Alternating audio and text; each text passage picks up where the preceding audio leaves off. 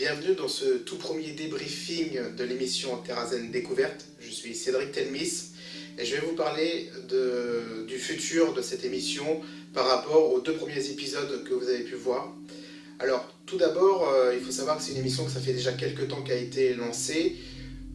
J'ai mis un petit peu de temps avant de me lancer dans ce projet afin d'avoir du matériel pour filmer de très bonne qualité, notamment en HD et Full HD, afin de pouvoir avoir le meilleur rendu dans ces visites souterraines que sont en fait par exemple les deux premiers épisodes de Carrière. Alors, je veux déjà préciser par rapport au deuxième épisode, le lac souterrain, j'ai eu quelques problèmes techniques parce qu'en fait, dans l'ordre, vous voyez déjà les chariots abandonnés en premier épisode et le deuxième épisode, le lac souterrain. Il faut savoir qu'en fait, dans l'ordre de tournage, ça a été l'inverse. Donc le numéro 2, l'épisode 2, a été tourné en premier. Et de ce fait-là, j'avais pas tout à fait le matériel adéquat. En plus, j'ai eu un gros souci de batterie, ce qui fait que j'ai eu des mauvais rendus et beaucoup d'images floues, parce qu'il faut savoir que dans les carrières, le gros problème qu'il y a, c'est qu'il n'y a pas une seule lumière. Si on n'avait pas de torche ou quoi que ce soit, on est vraiment ce qu'on appelle comme dans une chambre noire pour développer les pellicules photos, on ne voit absolument rien. C'est pour ça que l'éclairage que j'avais n'était pas déjà assez puissant, et du fait d'avoir des piles qui m'ont lâché au fur et à mesure, en fait que le rendu n'était pas du tout le mieux de ce que je voulais faire, et surtout beaucoup de flou. Donc il faut savoir que je vais refaire un épisode justement dans cet endroit-là, avec le nouveau matériel que je vais vous présenter un petit peu plus tard, que je me suis équipé, parce que le gros souci qu'il y avait, j'ai eu beaucoup de retours qui me disaient qu'en fait on ne me voyait pas par rapport à d'autres personnes qui font ce genre d'émission ou qui s'en rapprochent, me disaient qu'en fait ce qui est dommage, c'est qu'on ne t'entend pas parler et on ne te voit pas. Alors il faut savoir que j'ai pris en compte donc ces critiques positives, et donc j'ai investi un petit peu dans du matériel en fonction de mes moyens, à avoir ce côté où on puisse me voir et que je pourrais parler. Donc demain, dimanche 18 décembre, il va y avoir justement le premier tournage d'une autre carrière qui sera disponible un peu plus tard, qui va me permettre déjà de voir ce nouveau matériel et de voir comment ça va rendre, et est-ce que j'aurai bien tout paramétré au mieux, de façon que vous puissiez avoir un rendu vraiment le plus acceptable possible, sachant que ce sera le troisième épisode et qu'au fur et à mesure des techniques et du matériel que je vais acquérir, je vais améliorer en permanence la qualité de façon à avoir le rendu le plus optimum possible. Voilà. Bon, il faut savoir aussi que le problème, c'est que sur YouTube, on ne peut pas non plus mettre trop en très haute qualité, parce que je pense aussi aux personnes qui ont un souci, qui n'ont pas, malheureusement, qui n'ont pas la fibre ou qui ont une connexion ADSL très basse. Je pense à eux aussi, donc du coup j'essaye de me tabler un petit peu sur entre les deux, de façon à avoir la qualité la mieux possible en fonction de ces connexions internet. Et à savoir que peut-être plus tard il y aurait très certainement les vidéos disponibles peut-être en DVD par la suite, mais bon, pour l'instant c'est qu'un projet. Donc voilà un petit peu l'évolution que va subir cette émission, c'est-à-dire que les deux premiers épisodes seront totalement différents par rapport au prochain, notamment le troisième. Donc là vous me verrez en direct avec un petit encarte en fait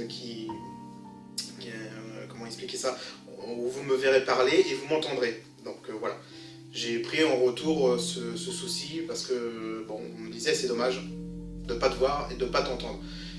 Je vais préciser aussi un petit peu, c'est que si j'avais fait ça, c'est que sur ma chaîne YouTube, j'ai beaucoup de personnes anglophones ou allemandes aussi, donc qui ne parlent pas forcément français, et j'ai pas voulu les pénaliser par rapport à ça. Donc c'est pour ça que les deux premiers épisodes, je me suis axé vraiment sur les prises de vue, déjà pour un petit peu me familiariser avec le nouveau matériel que j'avais, et de voir ce que ça rendait.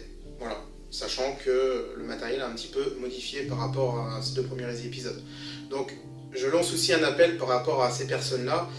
Si des personnes seraient tentées de m'aider justement à faire des sous-titrages, notamment en anglais, voilà. Après s'il y a d'autres langues, on peut voir, mais déjà dans un premier temps de le faire en anglais, parce que ça me permettrait déjà de ne pas trop pénaliser les abonnés actuels de la chaîne YouTube de Radio Terrazen, hein, de la web radio. Donc je veux vraiment pas trop les pénaliser par rapport à ce blocage du langage. Voilà. Donc sinon, au niveau du matériel, je vais vous présenter un petit peu ce qui va être nouveau. Voilà. Donc là, ce que vous pouvez voir, j'ai en fait fait l'acquisition d'un harnais de poitrine, donc pectoral, qui a été un petit peu modifié. Hein. J'ai notamment une des sangles qui a été changée parce qu'elle était élastique, donc c'était pas très pratique et ça avait tendance un petit peu à trop sautiller. Donc je l'ai changé par une sangle qui n'est donc pas élastique. J'ai ajouté une petite plaque de plexiglas en fait pour augmenter la surface de contact pour avoir le meilleur de stabilité. J'ai aussi acheté en fait un flexible de caméra GoPro avec une pince, hein. C'est des trucs qui se trouvent notamment sur Amazon, hein. Je vous mets les liens dans les commentaires si certaines personnes veulent reproduire ce système là. Donc en fait j'ai démonté la pince, voilà. J'ai démonté la pince de façon à pouvoir récupérer le système qui se vissait sur la pince, là on ne le voit pas trop mais bon, voilà, qui est juste ici. En fait je le visse dessus, voilà, parce que je l'ai fixé hein, sur la plaque, hein, j'ai tout modifié. Je l'ai fixé dessus et ce qui fait que ça me fait en fait un petit bras articulé de façon à pouvoir mettre une petite caméra, ce qu'on appelle caméra pistolet. Peut-être que ça changera par la suite, peut-être que je pourrais investir dans une caméra GoPro ou équivalent, hein, parce qu'il faut savoir que les caméras GoPro ça coûte quand même extrêmement cher, mais c'est quand même la meilleure des références par rapport à ça, et c'est vrai qu'au niveau éclairage, dans les carrières, comme je vous disais, le gros souci c'est le problème d'éclairage. Voilà. Donc notamment, voici un petit peu le matériel qui a été changé. J'ai aussi acheté un panneau LED un peu plus puissant. Bon là il est en train de charger actuellement justement pour le tournage de demain. Bon, de toute façon un panneau LED, je ne vais pas trop vous montrer ce que c'est, mais je pense que la plupart savent ce que c'est, hein. Celui que j'avais en fait était tout petit. Il ne faisait qu'à peine, si je me souviens bien, presque 400 lumens. Et là j'ai investi en fait dans un autre panneau LED qui peut monter jusqu'à, alors il dit jusqu'à 1000 lumens. Je dirais honnêtement qu'on atteint entre 800 et 850 lumens, ce qui fait que pour faire un éclairage de qualité important, on verra déjà beaucoup mieux. Ça, c'est déjà le gros avantage. Et c'est surtout que la caméra va beaucoup moins essayer de vouloir faire la mise au point. Parce que j'ai donc dans mon équipe de tournage, hein, ce que j'appelle l'équipe Urbex, j'ai un ami qui est photographe, qui fait des photographies, et il me disait que le problème que tu as, il m'a dit, si ça fait que de faire du flou, c'est que ton éclairage n'est pas assez puissant. Du moins au début, quand les piles sont toutes neuves, ça va parce que l'éclairage est assez puissant, mais au fur et à mesure de l'usure des piles, bah, ta caméra elle a beaucoup de mal à faire la mise au point, donc il y a bien sûr la possibilité de faire une mise au point manuelle. Le problème c'est que je passerai mon temps à faire que ça, de la mise au point tout le temps, et du coup si j'ai le retour là, du bras de la caméra, je ne pourrais pas parler en même temps, d'argumenter ce que je vois, et ce serait dommage. Donc du coup je veux quand même garder cet autofocus automatique en place, donc j'ai investi dans un panneau LED beaucoup plus puissant, voilà, avec comment dire, 2 batteries, voilà. Au cas où, si une batterie ne me tient pas assez longtemps, j'en ai une de sauvegarde. C'est plus pratique que des piles, hein, c'est juste une batterie à changer, c'est plus pratique, ça je viens de le dire, parce que dans les carrières, c'est pas très pratique de s'amuser à mettre 6 piles, hein, parce que ce panneau-là demande 6 piles LR06.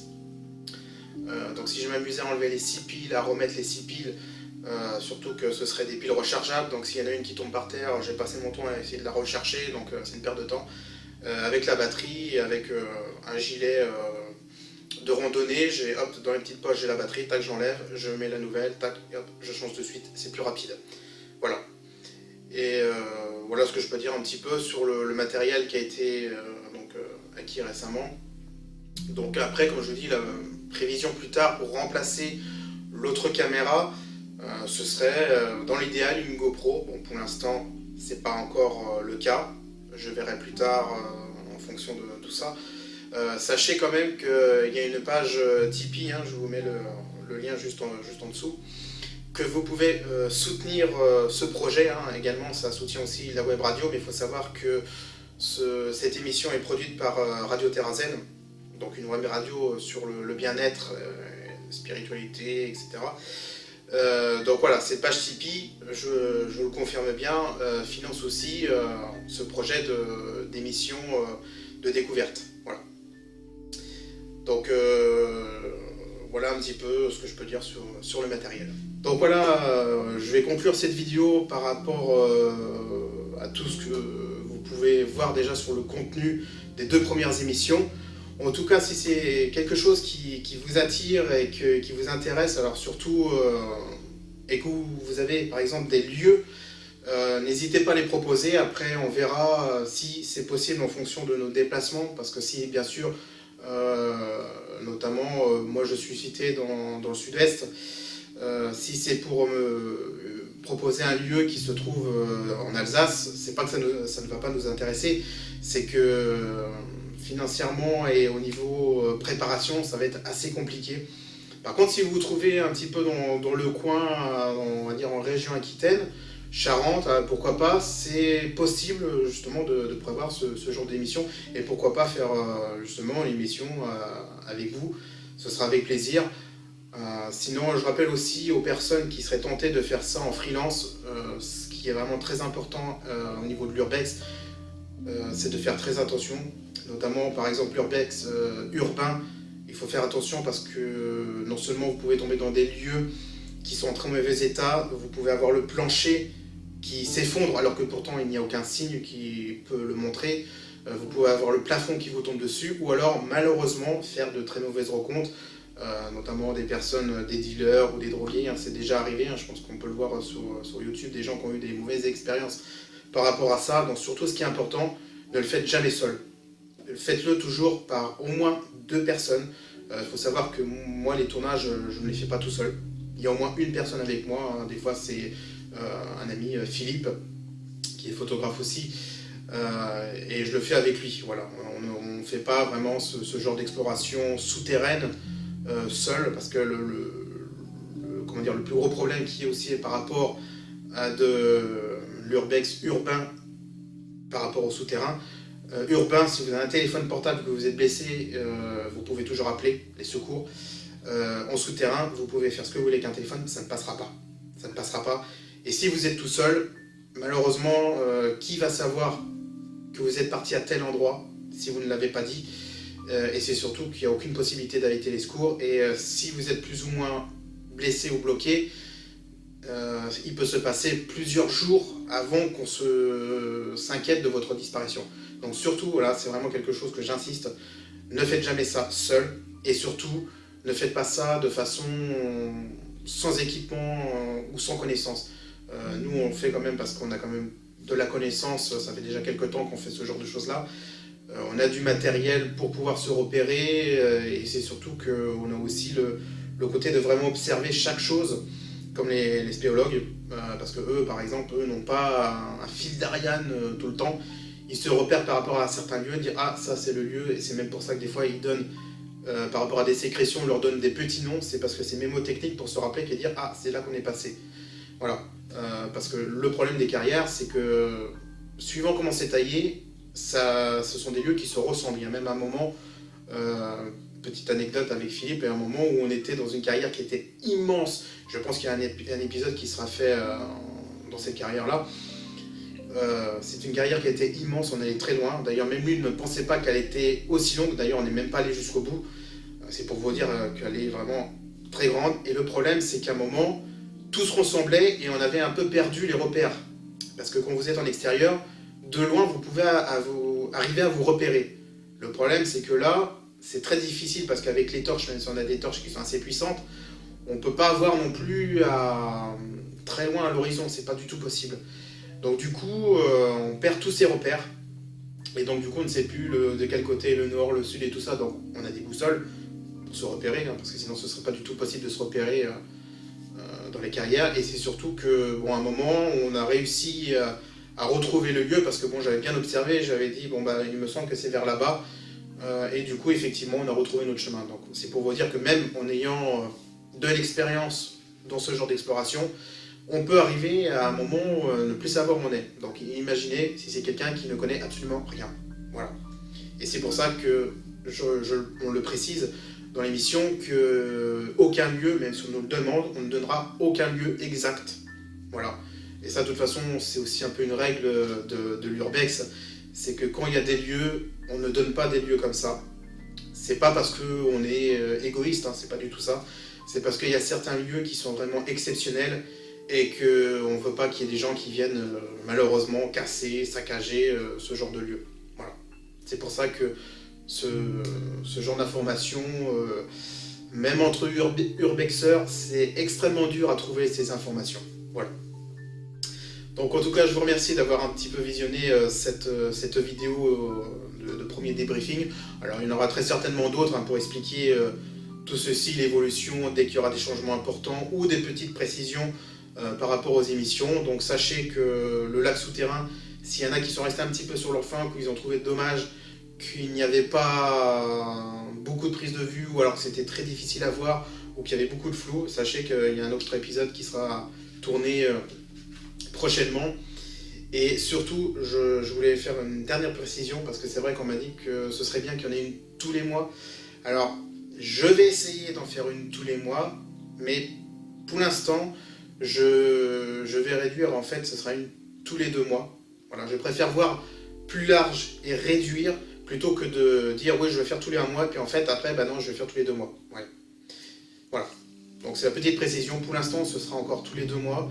Si j'arrive à trouver, à bien m'organiser, d'en faire une tous les mois, il y en aura une tous les mois, donc il y aura une petite vidéo qui vous l'expliquera ce changement-là. Donc sachez que pour l'instant, ce sera encore tous les 2 mois. Voilà. Donc merci encore une fois d'avoir visionné cette vidéo. Si vous avez des commentaires, n'hésitez pas. Vous pouvez nous contacter aussi sur l'adresse radioterrazen@outlook.fr ou directement par Facebook, sur la page Facebook de Terrazen Découverte. Voilà, je ne me trompe pas dans l'adresse.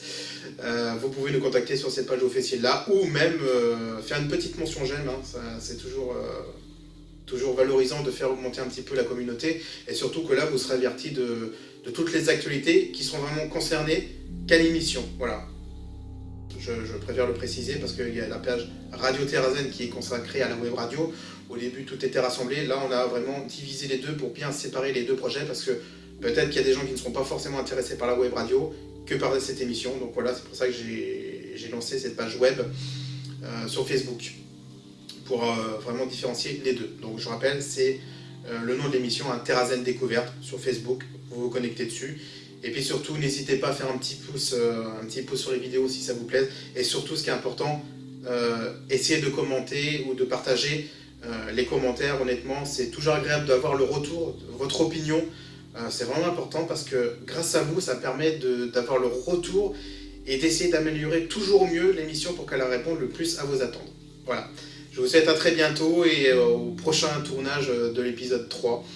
Et en attendant, prenez bien soin de vous. Allez, ciao!